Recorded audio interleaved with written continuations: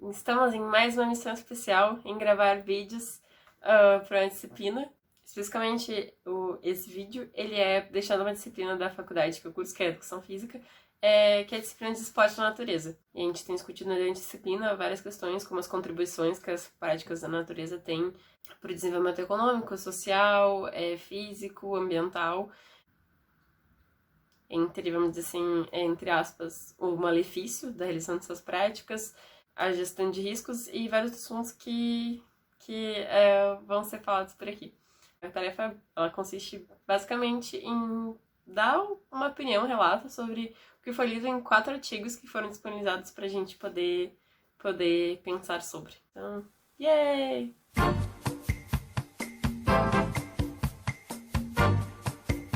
Indo pra parte que interessa, eu achei bem interessante. Eu acho que, se eu não me engano, eu não sei realmente, mas eu acho que foi um dos primeiros estudos que foram realizados, tipo, buscando classificar as práticas.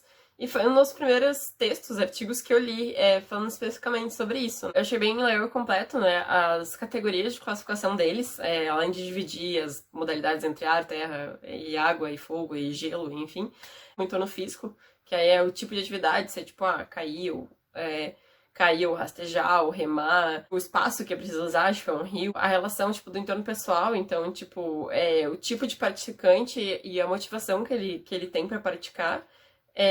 O entorno social seria, tipo, a prática, ela envolve participação de equipe, envolve uma atividade, tipo, para ser realizada sozinha, precisa do auxílio de outra pessoa, e o impacto ambiental, que tipo, classifica mais ou menos o grau de impacto que aquela atividade causa no ambiente.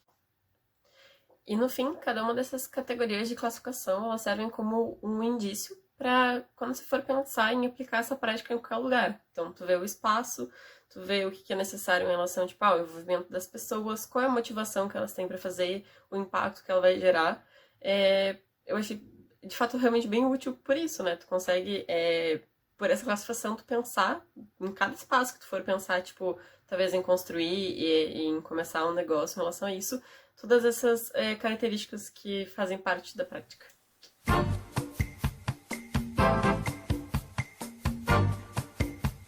Trazendo então o que mais me chamou atenção no texto, as coisas que a gente discutiu muito já, é que simplesmente não tem como tu realizar uma atividade, tipo, pensar qualquer atividade sem pensar no envolvimento comunitário dela.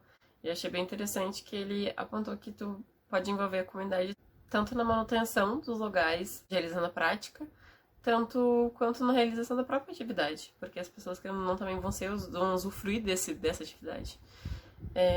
E eu não vejo outra maneira de se fazer isso, de fato, assim, a gente tem que pensar economicamente como a gente vai ver as pessoas, a gente tem que pensar como que a gente vai incentivar essas pessoas a participarem, a estarem junto, e é isso.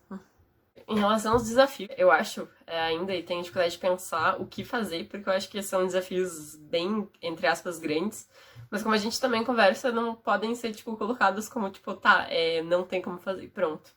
Em relação à poluição, ele tem duas, vamos dizer assim, frentes. Uma que é o falta de educação, assim, das pessoas, de não poluírem o espaço. E a outra é uma questão que vai, tipo, mais para uma gestão governamental também. E aí, eles citam, por exemplo, assim, o caso do Guaíba, que é um lago que é extremamente poluído, que poderia ser usado para te fazer, tipo, muitas atividades. É aquele sonho utópico, assim, de tu poder tomar banho no Guaíba. Imagina tu poder nadar no Guaíba, imagina tu poder surfar no Guaíba, imagina tu poder andar de stand-up-paddle, imagina tu poder velejar, tipo, toda a extensão do Guaíba. Mas é um lago extremamente poluído porque não tem tratamento de esgoto, apesar de que você tem algumas iniciativas que foram tomadas, né, em relação ao Rio Dilúvio, mas tinha um planejamento de muitos anos atrás de conseguir despoluir o lago, de poder, tipo, limpar todo o esgoto que fosse despejado no Guaíba pelo dilúvio, que não aconteceu até agora. Isso, eu lembro que eu fui no DEMAI em 2008, talvez, 8 de 2010, que estavam com um projeto até 2015 isso acontecer, a gente ter, tipo, 100% do esgoto despejado no dilúvio ser limpo, isso não aconteceu até agora. E outro, né, que a gente tem, não só de Porto Alegre, mas a gente tem essa interface porque, por exemplo, assim, o Rio Jacuípe, que é um dos afluentes do Guaíba. Ele é o segundo rio mais poluído do Brasil, pelo menos era até um tempo atrás.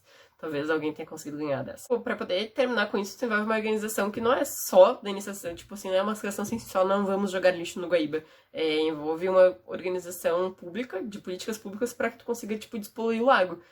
Intermunicipais, então é uma coisa bem complexa, mas que eu tenho uma perspectiva que não acontece, porque no Brasil, apesar de a gente ter todas as leis ambientais, e são, que nem a gente falou assim, são muito bonitas, elas não são seguidas, porque as pessoas não ligam. Então, a partir do ponto que talvez as pessoas elas começassem a ligar para isso, elas poderiam botar pressão, para não dizer que a gente não pode fazer nada em relação a esses assuntos. A gente pode sim se organizar e colocar pressão e dizer assim, cara, a gente quer que isso seja feito. Porque é assim que também as medidas públicas acontecem, as mudanças acontecem. Não acontece em uma manifestação muito grande das pessoas porque, de novo, elas não são educadas, elas não têm contato, elas não convivem com a natureza e elas não têm esse convívio e desejo, então não se acontece. E aí a gente entra em outra questão, que eles apontam um texto que nos principais assim, desafios que a gente tem é exatamente a questão da violência urbana. A gente tem lugares de prática de várias atividades em Porto Alegre, potencialmente, mas que são perigosos. E que é uma questão bem séria, que eu também fico pensando, tipo, que é complicado, porque é um dos principais empecilhos, por exemplo, assim, de que impossibilitaram, quando eu tive a oportunidade de fazer estágio, de poder fazer isso. Tipo, mas tu pode levar as crianças pra pracinha, mas tem, tipo, tráfico de drogas na pracinha, sabe?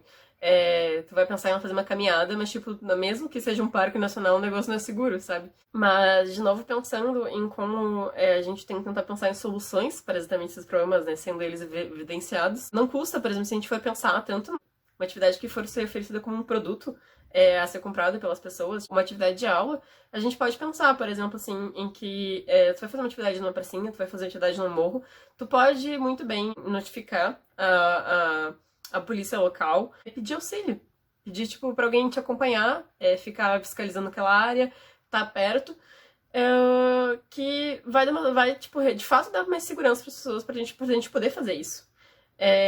E uma coisa, quanto mais a gente ocupa os espaços, acho que é o principal, a gente já conversou sobre isso em aula, mas isso é real, a gente ocupa esses espaços, ocupa espaços, tipo, os morros de Porto Alegre, a gente ocupa os parques, a gente ocupa as pracinhas, a gente vai lá e começa a realizar atividades, aquilo começa a ter uma importância, as pessoas começam a ver tu ali, e elas começam a ir lá também, e esses espaços, eles são, tipo, entre aspas, naturalmente descriminalizados. Tu começa a ter uma importância social para aquilo, e ao mesmo tempo, quando tu começa a ter importância em pessoas que, tipo, frequentam, estão ali, tu tem mais investimento na segurança e na manutenção desses lugares.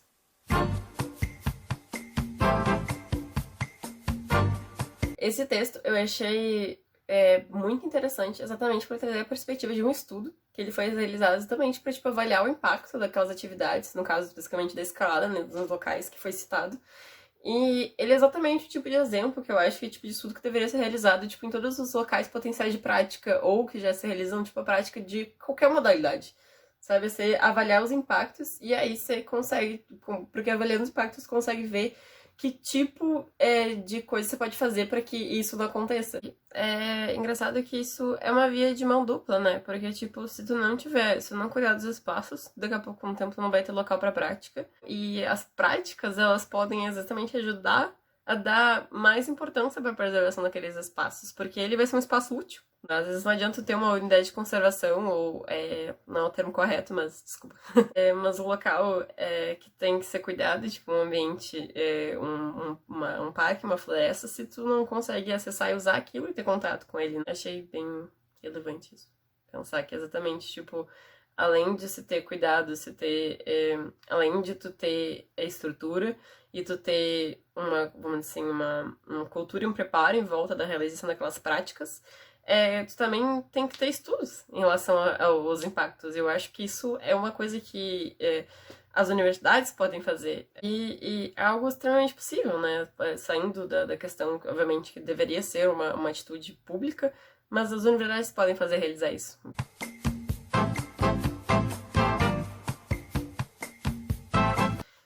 E esse último artigo, ele é bem interessante exatamente para discutir uma das questões talvez mais seja um impedimento ou uma questão assim, quando as pessoas vão pensar em realizar uma prática de qualquer que seja uma prática de aventura na natureza, é que exatamente a questão, tipo, do cuidado e do manuseio do risco.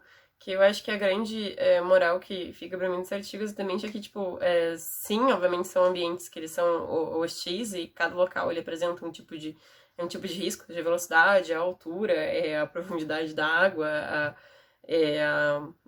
o fluxo, mas só vai realmente apresentar um risco se for uma atividade especializada sem, tipo, controle nenhum. Então, por isso que sem controle, sem, tipo, um planejamento adequado. Quando for realizar uma atividade, tipo, todos os detalhes têm que ser bem pensados, tipo, em relação à exigência física, em relação aos perigos, tipo, do ambiente, para que tu faça uma atividade segura. E uma atividade, tipo, bem planejada e com bem gerida em relação a isso, não vai te provocar, tipo, um perigo forte em relação a isso. E exatamente o fato de não ter, como ele comentou, controle, tipo, não ter uma noção exata de, tipo, de qual foi o motivo que causou os acidentes que são documentados em relação a essas práticas, faz com que não se tenha conhecimento. Eu acho que seria uma coisa interessante, assim, estudar.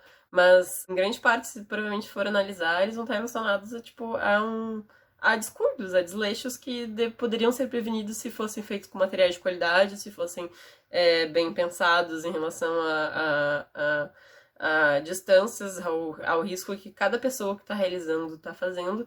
Então, acho que é isso. Então é isso. Eu tentei falar o que eu queria. É isso.